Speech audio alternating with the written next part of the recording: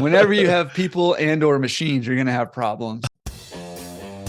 Hello and welcome to Pillars of Wealth Creation, where we talk about creating financial success with a special focus on business and real estate. I'm your host, Todd Dexheimer. Now, let's get to it. Hello and welcome back to Pillars of Wealth Creation. I'm your host, Todd Dexheimer. With me, excited to have Jordan Berry. Jordan, how are you doing today? I am doing good and slightly warmer than you are. Yeah, slightly warmer, right? Coming from sunny California, owner of Laundromat Resource. Jordan, give our listeners just some backstory. What do you kind of your story, your bio. Let us fill us in here. So I was in pastoral ministry actually for about 15 years, and my wife is a special education teacher, a resource teacher, and a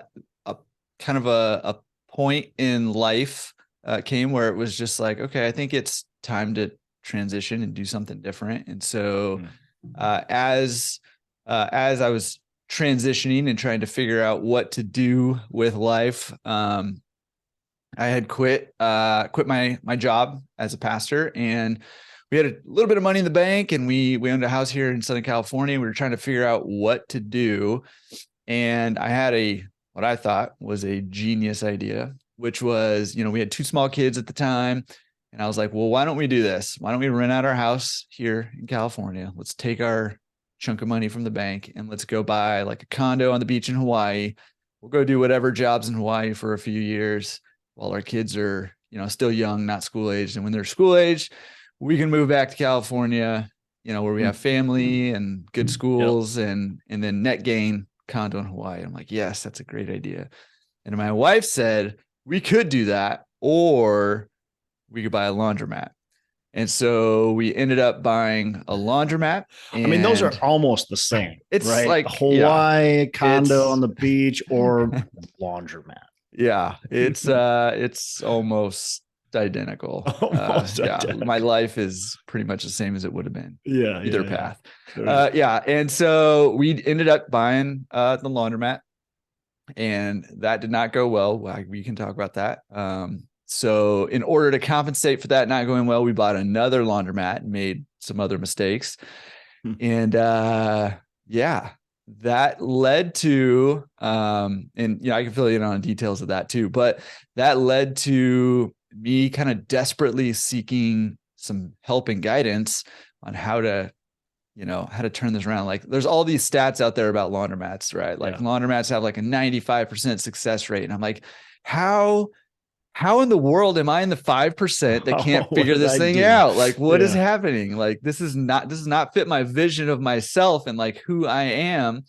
And so I was just desperately seeking how to figure things out, and I really couldn't find help anywhere. And so I ended up just suffering as I was trying to dig my way out of the situations I had gotten myself in. And, come to find out later, there were other people also struggling. And I was like, man, I ended up losing like a lot of money every month. Like the broker basically told me, hey, you're going to be, we're going to put new equipment in here. You're going to be making, $4,000 to $6,000 a month of net. And I was like, sweet, let's do it. And I was losing $1,500 to $2,000 a month. And it was just like a punch in the gut, and was just kind of, desperately seeking like, what do I do here? And so, I started running into other people who had similar situations where they were basically sold a lie, and there really wasn't very many places to turn. And so I was like, you know what? I've learned some very expensive lessons here. The least I can do is make sure nobody else has to learn those same lessons the way that I did. And so I started a little blog, and then just sharing my experience and sharing what I'd learned about how to buy laundromats and how to run laundromats. And then that blog turned into a YouTube video, and then the YouTube video. Well, it started gaining a little traction and a little bit of attention. And then I was like, you know what? If I really want to be good in this industry, I should just start talking to the people who are the best in this industry, who are just killing it. Right. So then I started a long form interview podcast where I talk to laundromat owners and other kind of people in the industry and interview them. And that's gone really well and has really taken off also. And so obviously I've learned a ton, and a lot of people have learned a ton just from people sharing with each other. And so I Laundromats, and then I also run Laundromat Resource, which is a kind of an online education and community platform for laundromat owners and people who want to get in the business. So are you continuing to buy laundromats? Is that a business that you're still continuing to be in? Yeah. So I have recently partnered with a couple guys in the industry, and we've started just a small investment fund for buying laundromats. And so that's the way that I will probably continue to buy them going forward. Instead of operating them on my own, I'll probably buy them, contribute to the fund. Yep. And own them that way. Because that frees up even more of my time to be able to do the platform stuff, the interviewing, awesome people in the industry and, all that stuff. So, which I love doing. It seems like such an easy business, coins and machines. Like as long as you have machines that are operating,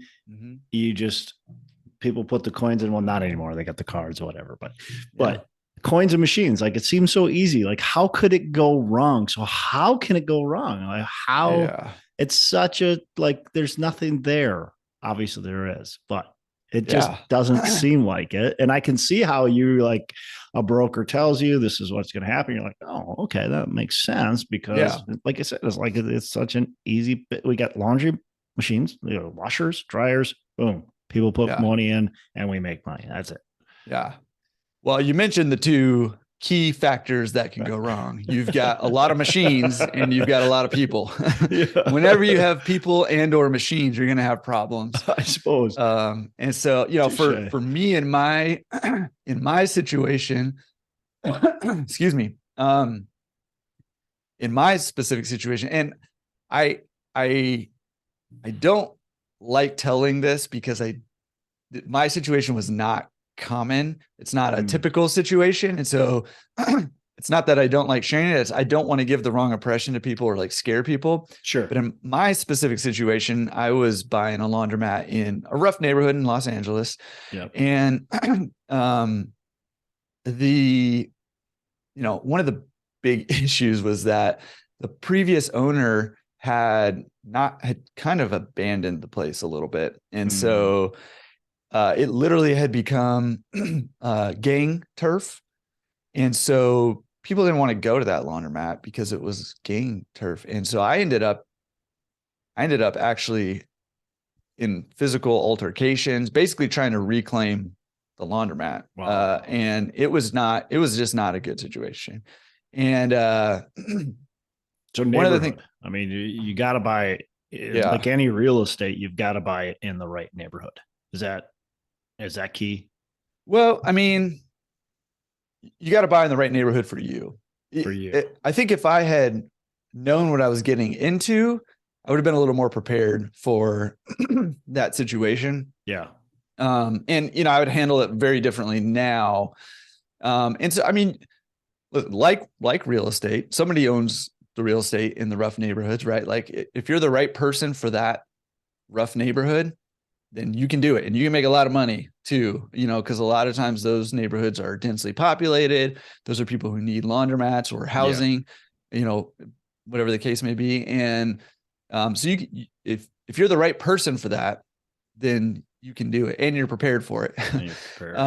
So one of the things I learned is that, so I came in and I put in a bunch of new equipment, remodeled the whole place.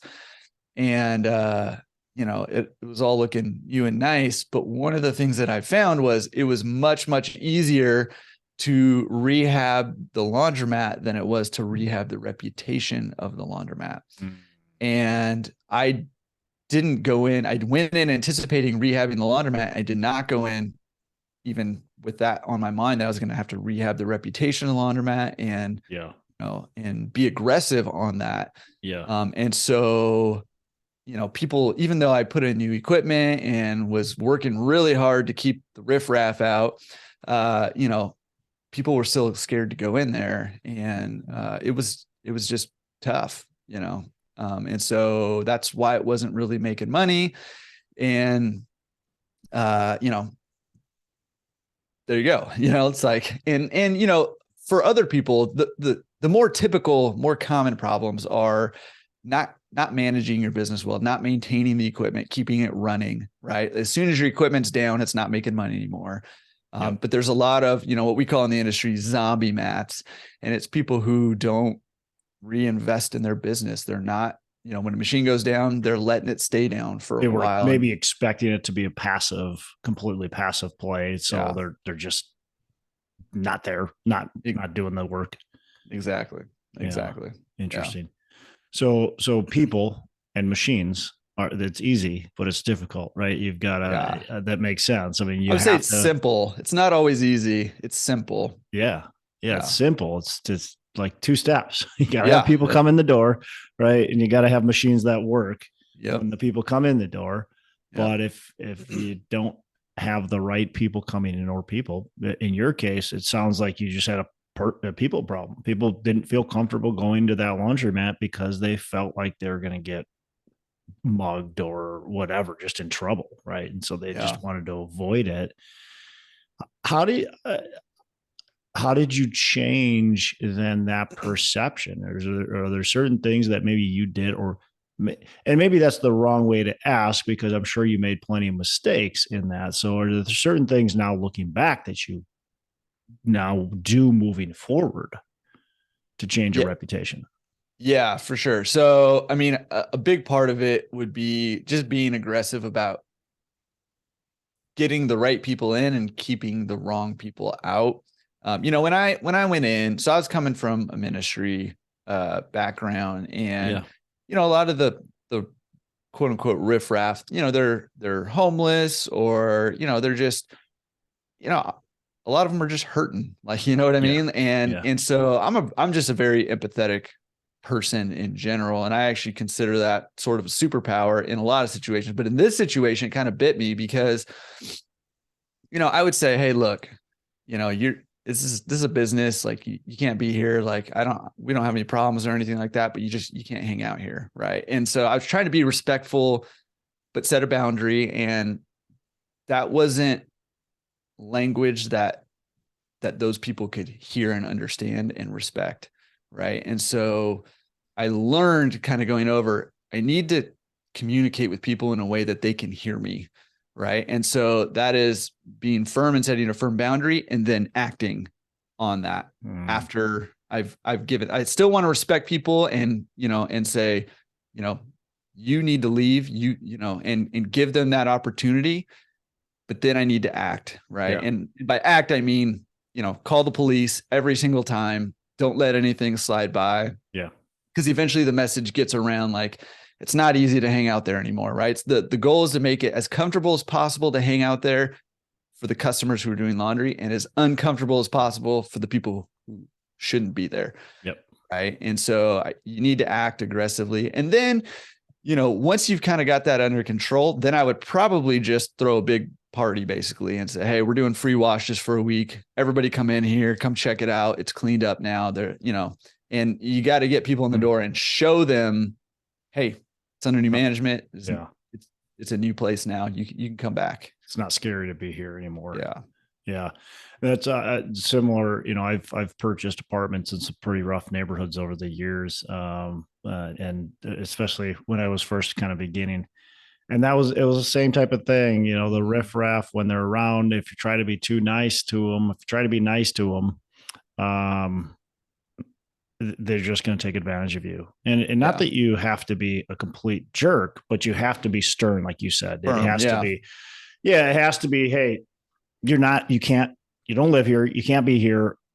And if that doesn't work, which typically doesn't, then the police have to be called. And then it just has to be continual. And I think it's perfect what you just said. Like, it has to be a pain in their butt. Like Mm-hmm. if it's a pain because the police are constantly being called and harassing them and potentially arresting them, whatever, Mm-hmm. then they're not going to want to hang out there anymore. They're going to go somewhere else where nobody's calling the police on them.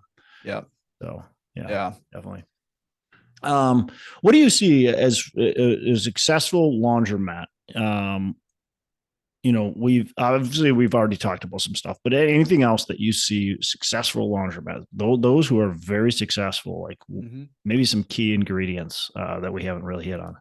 Yeah. Well, it was interesting because it was when I started the podcast, I started talking to these guys who were, killing. I've got buddies now who own like 40 plus laundromats, people who own, I've got one of the partners in the fund, he owns 13 laundromats, and then he has a separate laundry processing facility for pickup and delivery laundry. And, one of the things that I've found that's pretty consistent by the top performers, which is counter to how the majority of the industry operates, is that those operators tend to charge the most money, but provide the best experience, amenities. They make their laundromats nice. They're not the typical what you think of when you think of a laundromat, most of the time, which is like run down, half the lights are out, half the machines don't work, homeless people hanging out up front. Our industry does not have a great reputation. Right. And I think that is starting to change because there's more and more savvy investors coming in, savvy business owners coming in that realize, hey, I need to provide a good experience for my customers. So I'm going to make it nice. I'm going to have, granite folding tables, not the plasticky ones. I'm going to, have nice flooring, and I'm going to pay my employees well to keep it clean and to help customers. And I'm going to add different payment options, and I'm going to have new machines.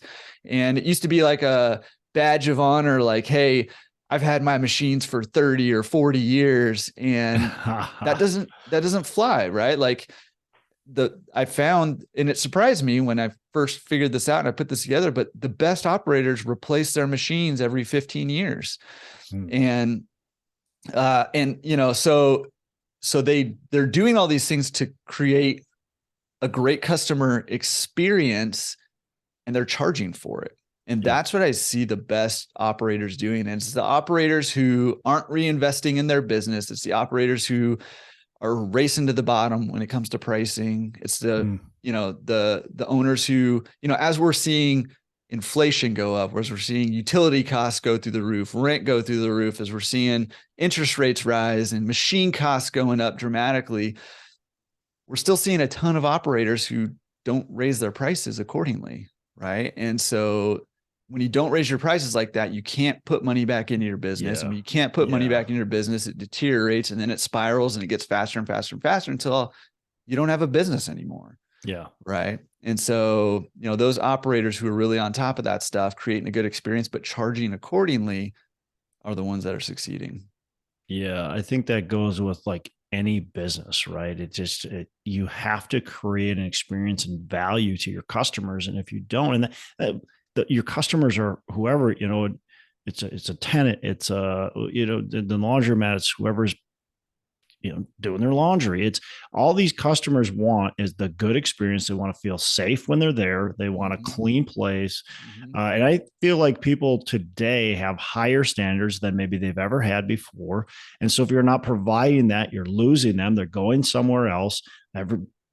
Everybody's got a car, or they can jump on the bus, or, whatever. So most people are going to get to a laundromat that they feel comfortable and safe at, and provide that experience. And that's just how it is. And you're going to lose business if you can't provide that for them. So that makes so much sense. I think that's every business is like, man, you think about, I go to grocery stores. Well, my wife usually does, but I go sometimes too, because I'm a terrible shopper for some reason. I can't get groceries in under like 2 hours. But regardless, I'm going to go to the nicer one. And it's not that I'm like stuck up and like, I don't feel like I am, but at the same time, if there's a really nice grocery store and there's the other one, I'm going to probably go to the really nice grocery store. Just because like, it just feels good to be there. And that's the same with any business. I got a bunch of questions I want to ask you on these laundromats because I'm intrigued by them. I haven't had anybody on the show that's talked laundromats. It's funny. Yesterday, I interviewed somebody and we talked about RV parks, and I've done 600 or nearly 600 episodes. I've never talked to somebody who's done RV parks, and now I've never talked to somebody who's done laundromats. And Look so at you it's branching like, out now. boom, boom, boom. Yeah, Yeah. it's amazing. It's good. I love it. But the cash flow on these, I'm assuming that's kind of your main thing is cash flow. Maybe it is not. Maybe there's a big value add component where you can really increase value and sell it. But talk to me about kind of what a good operator, what a well-run laundromat can kind of be expecting as far as, cash flow returns type of thing. Yeah. Well, I like to talk about what an average laundromat owner can average. expect. Yeah, let's do average. Let's not do bad. We can do both. Perfect. We can do both. We can do both. So, I mean, bad is me when I started. You're losing money every month. Negative 1,500. Yeah, we can do that real quick. But your average. This is what I love about laundromats, right? And so I have real estate. I love real estate. In fact, I probably like investing in real estate more than laundromats. However, so let me take you back. Okay. So I bought this laundromat. I did a lot of the rehab on this, my first one myself. And so I would come and I would clean up at the end of the day and I would lock up and then I would stay like most of the night working on the laundromat. I'm stripping down wallpaper. It had some like wood paneling and wallpaper under. It was like horrible. Right. So I'm like doing all the work or whatever. And as I was doing that, I started stumbling across real estate investing podcasts. I had never even heard of real estate investing. I knew nothing about it. And I was like, oh my gosh, this is crazy. And that's when I picked up Rich Dad Poor Dad, because I heard all these people started, talking about that. Yep. And so I got, I started listening to, the real estate investing stuff. And I got really into like, hey, the buy real estate for cash flow. And when you get enough cash flow to replace your income, you're financially free. And I'm like, whoa, that's so awesome. I love that. And then it took me a while, but as I'm listening to these podcasts, they're like, yeah, we get like $150 or $200 a door. And I'm like, how do I buy enough doors to get financially free? Like, that's a lot of houses, right? And this is my early on, like, I didn't know anything about real estate, but I'm like, that's a lot of houses. And I don't even spend that much money, well, at least for my area, right? Like, that's still a lot of houses. And so I got discouraged and I was like, man, but then I realized, like, here's the beauty of laundromats is that, your average laundromat deal, unleveraged, without using, any loans or anything, unleveraged, your average laundromat deal is going to return 20 to 25%. As long as you buy it correctly, right? 20 to 25%, that's an average deal. So the value works based on a multiplier. So it's 4 to 5 times, the net income is what you should pay the value of the laundromat. Sure. So that's a 20 to 25% return on your money. And then when you add leverage in appropriately, that percentage can go up dramatically. It's not uncommon to get 35 to 50% return on your money or more. Wow. And that's without improving the business any, right? And is that with you working in the business, like going to the laundromat on a daily, weekly basis, or is that with hiring people to run that business? Yes. Well, it depends on the model of the laundromat that you're buying, right? And listen, some people want to sit at their laundromats and work their laundromats, and not very many these days. Most people are looking for that quote unquote passive side, but some people do, they retire and they want something to do. But generally speaking, even if that's the case, I always, recommend to my consulting clients, hey, look, consider that an expense. You're paying yourself an expense and value after that expense. Right. So that's not with you going in there and so really that 20, 25% that's saying, hey, if you go in there, sure, we're counting that as a salary. That's on top of that. If you're not going in there, you hire somebody, it's 20, 25%. Yeah. Makes sense. Yeah. That's good. And then finance. So financing, is it like a local bank that typically is going to finance it? Is there seller financing options? Is that pretty common? What's the financing looking like? Yeah. So one of the things that I kind of crack up about is I hear like like the mecca of real estate investing. Everybody's looking for seller financing, right? Yeah. And those deals are out there and you can find them, but they're like a little diamond you got to kind of A little dig out. unicorn. Yeah. Yeah. But one of it's a good thing and a bad thing about laundromats is that seller financing is actually pretty common. Yeah. But the reason that it's pretty common is because a lot of laundromat owners are either not good at all at keeping the books, or they're really, really good at keeping the books. Like maybe they have more than one of them. And so that makes it really difficult for a bank to sign off on financing, right? Because banks are very risk averse. And if they don't know how much money's coming in and going out, they're less like, not to say that they won't, because you can get bank loans for them. Probably a well-operated one though is gonna that's where much more likely to get it much there. More likely. But you get a value add project, it might not be such a sure thing. Right. Yeah. But there are also laundromat specific lenders who are, much more likely to finance a laundromat because they just see the deals all day, every day. Right. And they know, and they're connected in the business and they know which deals are going to work and what's not. But you're looking usually at between 30 and 40% down for, if you're going to get like a traditional financing through a bank or through laundromat specific lender. So you're not leveraging quite as much as real estate. And because you're working on that multiplier of 4 to 5 times the net income, you can add value and increase the equity in the business, but it just doesn't increase nearly as fast as most real estate does. Yeah, that makes sense. Last kind of, I guess this is maybe a two-part question, but last maybe question about laundromats here is, higher end service. You already kind of mentioned we want better service. What about neighborhood? Are you seeing more profitability in like or I guess what is there anything that ties neighborhood to profitability? Yeah, for sure. And, a lot of times we're doing like a demographics analysis before you're buying a laundromat or building a laundromat. But there's different business models with the laundromat. And it's kind of interesting because this industry is evolving quicker now than it's been this like dinosaur forever. Like nothing changed for decades. And then the last couple of years, like 2, maybe 3 years, things are starting to change. We're starting to adopt new technology. Card payment systems are starting to come in. App payment systems are starting to come in. Still, most laundromats are coin, but there's more and more card, app, sort of digital payment options coming in. And so, things are changing fast. So there's some different business models that are popping up right now. So I have, some buddies, their whole business model is self-serve laundry only. People coming in, doing their own laundry, and they have like 40 plus laundromats. Yeah. Right.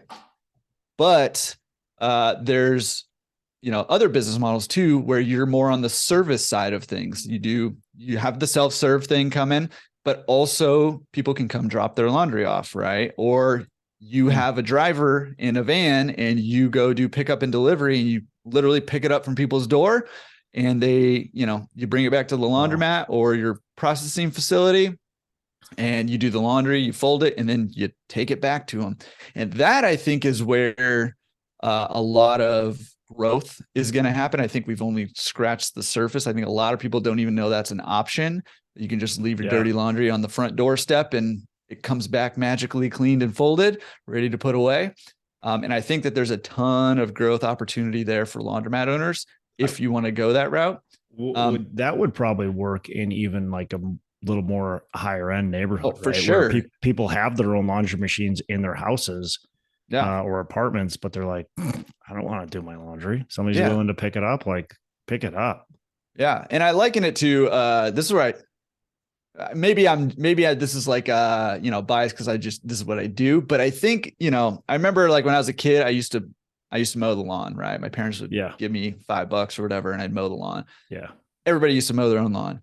Now I don't know about there, but here nobody mows their own lawn anymore. Everybody's got a gardener because it's just so cheap to let a gardener do it, and you just don't have to get your time back, right? Well, like, what's a more hated chore than laundry? Like, nobody likes doing laundry. I think eventually it's going to go the way of most people are just going to have it done. You know, when the unit economics work out for most people, they're just going to have it done because nobody likes doing laundry, right? Yeah. I definitely can see the power in doing that. And man, I mean, you got to, I mean, it takes a little bit more manpower, right? It takes more people for sure. The self-serve, I mean, you got a maintenance person, you got to, it just probably doesn't take many people. This, you got the drivers, you've got people that are doing the laundry, that are folding the laundry, that are, obviously there's a little bit more risk because you got to make sure that, they're going to be responsible with the laundry, not intermix people's laundry, lose stuff, whatever, all that kind of stuff. So there's definitely that bigger risk, but I can see the value in doing that. And it's almost like, bringing your clothes right now to the, okay, I just lost the word, but like the cleaners. Yeah. Yeah. The dry cleaners. Yeah. Dry cleaners. Bringing your stuff to the dry cleaners. Right. And instead you got the laundromat. That's awesome. Yeah.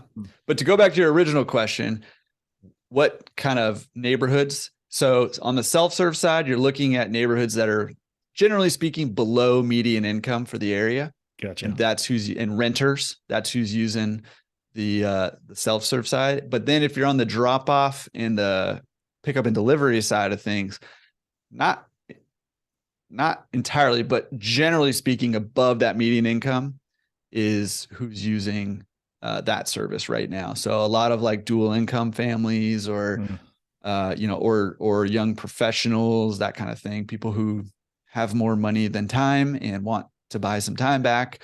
That's who's using it. And also like small businesses like spas, sure. Barbershops or salons, restaurants, small motels, hotels. That could probably be a full niche in itself, right? It's just to service them. Yeah, wow. For sure. Opportunities, man. I wouldn't even have thought of either of those opportunities, but there's definitely opportunities. That's really cool. Yeah. What do you see beyond, like, let's talk like more high level, more, not the nuts and bolts and operating, but or maybe you even want to some nuts and bolts that we haven't talked about. What do you see the very successful operators? What's the difference between them and the others? Yeah, I think the big difference is the perspective of how they see their business or investment, right? I think the people who are not succeeding are seeing their business as an investment. They've been sold the idea of the passive income side of it. And I will say it's not a passive business. It is a simpler business than most other businesses, right? And it doesn't require a ton of time and attention, but it does require some time and attention. Remember, we got a lot of machines and a lot of people that are coming through that laundromat, right? So you've got to pay attention to your business. You've got to keep the machines running. You've got to probably even do a little bit of marketing now. You didn't used to have to do that, but I think you probably do now. But the people who are the most successful are the ones who are seeing it like, okay, this is a business and I'm going to run it like a business. I'm going to take care of it like a business. And so, they're making sure that things are getting repaired when they need to be repaired. They're making sure that, their employees are trained and they're hiring quality people. They're making sure that they're setting their expectations of what they want their employees to do, even if it's just coming in for 2 hours a day to clean and the rest of the time the place is unattended. They're making sure they know what that cleaning should look like, what the standard is, and they're managing that standard, making sure it's being upheld. And, so they're treating it like a business. And I think that's the biggest difference. And reinvesting in their business too. I mean, that's the buying big the driver machines too. Every 15 years, putting the granite tops on and stuff like that. And I think, I've been kind of pounding that into my podcast lately. It's like, look, there's so many people that they get sold this like, real estate passive, laundromat passive, buying a franchise passive. That BS like that. This is not the case. If you're going to own it, it's not passive. And I don't care if you hire a property management company, if you hire people, if it's, you're still in charge of them and you still have to run the business. Now, some are less work than others, certainly, but you're still going to have to put the time and the effort into it. Otherwise, you're going to see poor results. And I think that so many times now there's ways to be passive, but that's investing with the company that's doing the work, right? That's the passive, is being the investor, not being the owner. It's not passive. You have to be active. Yeah. Agree completely. But so I think the perspective shift that needs to happen is get rid of the passive thing and go with a flex time, right? Like it disconnects, right? The whole goal is to disconnect how much money you make and how well you do financially from how much time you put in. That's like the goal, right? Yeah. Not to be passive necessarily. Let's disconnect those two. And then let's say, okay, how can I be efficient with my time? Because you can run a laundromat, even one with a big operation, on less than 5 hours a week, if you're focusing on the right things. And, sometimes you're going to have to put more time into it and sometimes less, but you can do it. And it's not passive. You're still working on your business, but it's disconnected. Your business is making money while you're sleeping, to go with Robert Kiyosaki's, whole thing, right? It's making money while you're doing other things, and it's disconnected, and it's not passive, but it's flexible. And it's disconnected from, the amount of time that you put into it. Yeah. Love that. Love that. All right. We're going to switch gears. Before we do that, anything else that you're itching to say that you want to say to the audience? And you can say no.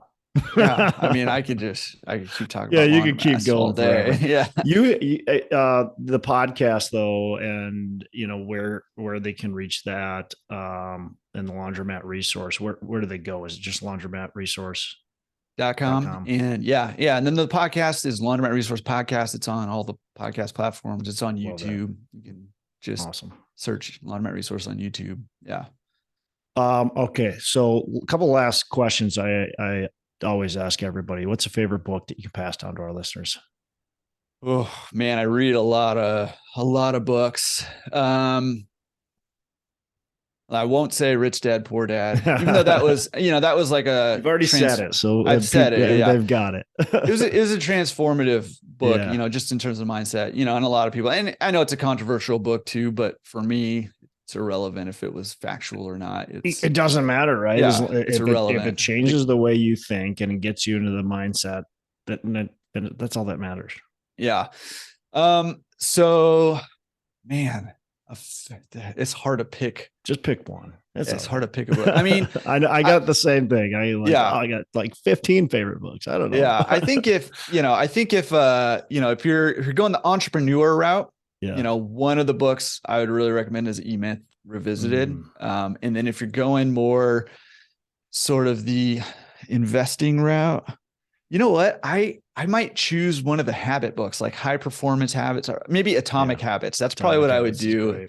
And Atomic Habits, because, it's all about, developing the right habits to get you where you want to go. So, I would also start with why. I'm cheating like crazy right now. I'm throwing out all these books, but like, knowing your why and then developing the habits to make progress towards your goals, and that's, I think, is transformative. That was a mind-blowing concept for me when I read that book, and I was like, I am the product of my habits. So I better be intentional about what habits I'm allowing to rule my life. Yeah. So true. So true. All right. Last question. What are your 3 pillars of wealth creation?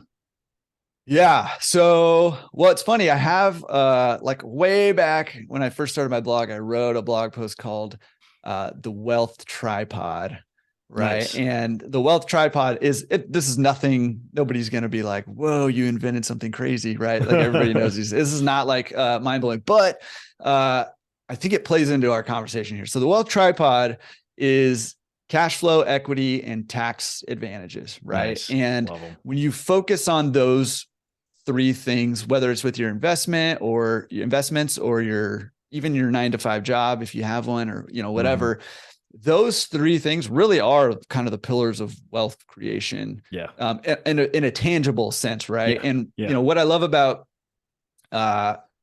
laundromats, and what I love even more about when you buy real estate with the laundromats, is that laundromats, it's difficult to beat laundromats when it comes to cash flow. Like, it's just really difficult. Real estate, I love real estate investing, but the average real estate deal can't touch the average laundromat deal when it comes to cash flow. Yeah. The tax side of things, there's a lot of tax advantages from owning a laundromat, from depreciating machines to running expenses through your business, same as real estate. And, real estate, you can have the cash flow side of it. I would say that's on the smaller side, relatively speaking, generally on the cash flow, but obviously great tax advantages, and you have the opportunity to build a lot of equity there. Yeah. And you can build equity in laundromats, it just builds slower, right? So you've got the equity and the taxes on the real estate, you've got the cash flow and the taxes on the laundromats. And you can accelerate your wealth real quick going a route like that. And it doesn't have to be laundromats, obviously, but having a business, especially one that has equipment that can be depreciated, huge. And that's so, like you said, it's not earth shattering, but it's so important for people to be able to understand that's what you need to focus on in business. If you can focus on your cash flow, your equity, and your tax liabilities, man, that is going to be a huge step forward in your business. And a lot of people don't focus on those. They maybe focus on one and not the other, but I think all three of them are so important. Love it. Jordan, this has been a lot of fun. Really appreciate you. Again, like I said, close to 600 episodes. I've never talked to anybody about laundromats, so I've had a lot of fun talking about that. I want to go out and buy a bunch of laundromats now. But anyways, it's been a lot of fun. Really appreciate it. Really appreciate you telling a couple of the horror stories. Of course, those are always hard because they actually affected you financially, but sounds like you've dug out and emotionally holes. too. Emotionally. But man, I again really appreciate it. How can our listeners get in touch with you, learn more about what you're doing? Yeah. So, laundromatresource.com there. My email address is just Jordan, Jordan, like Michael Jordan, as you can see, the Michael Jordan of nearly the laundromats. Identical. Yeah. I don't know about that. But Jordan at laundromatresource.com is my email address. And then, nice.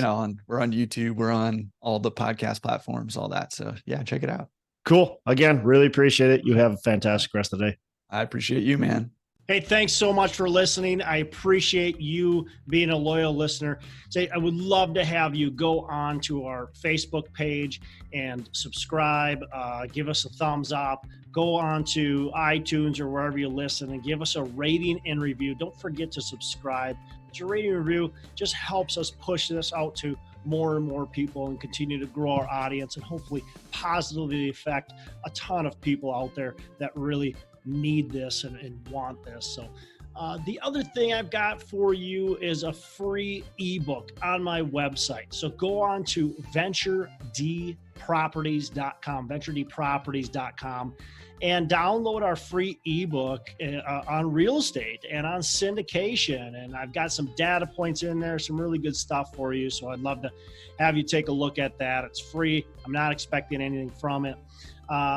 And also, look, if you want some help in multifamily, want some help learning, growing, getting your business off the ground, I would love to talk to you about what it would look like to work with me potentially and see if that's a good fit. So you can go to coachwithdex.com and check that out, and we can definitely have a call. Thanks a lot for listening. You make it a fantastic rest of the day. I'll catch you on the next episode.